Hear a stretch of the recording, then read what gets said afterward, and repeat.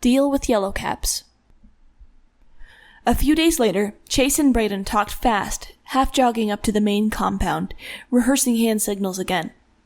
People were coming, and they had to get to Merc fast.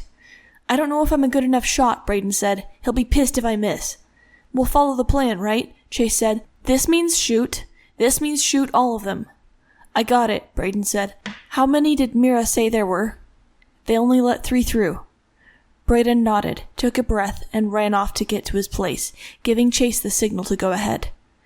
3 Yellow Caps were coming over to talk over things with Chase's dad. Chase had to get there before they did, to make sure everything was ready in case they got dangerous. "Commander!" Chase stopped, seeing his dad rounding the corner with a bucket of shells.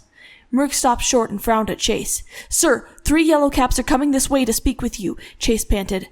"Good kid," Merc said. "Get up there, and remember, don't signal unless I do first."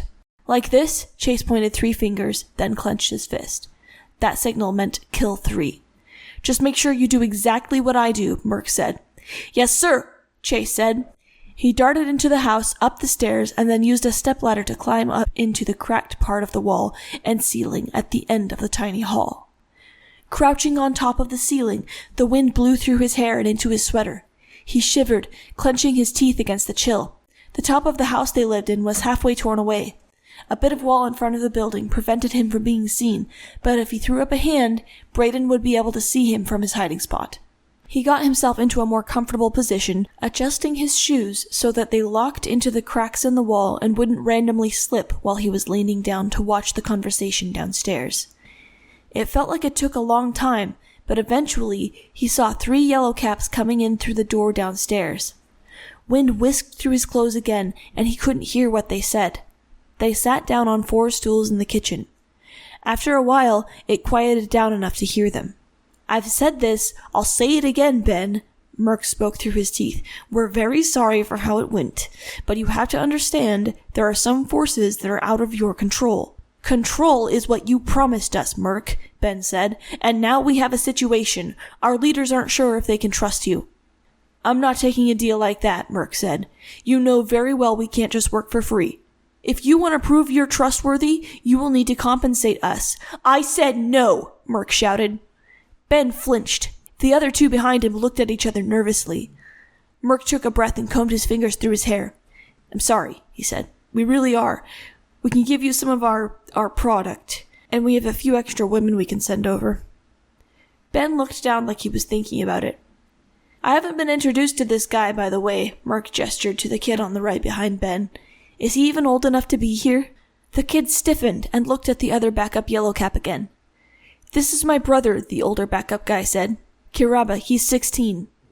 "He looks 12, Merc muttered. "Well, how about it? We send you back with some gifts and resume the deal with the old market location." Ben rose, and the other 2 did as well. Merc immediately got up, puffing his chest at the 3 Yellow Caps. They looked intimidated.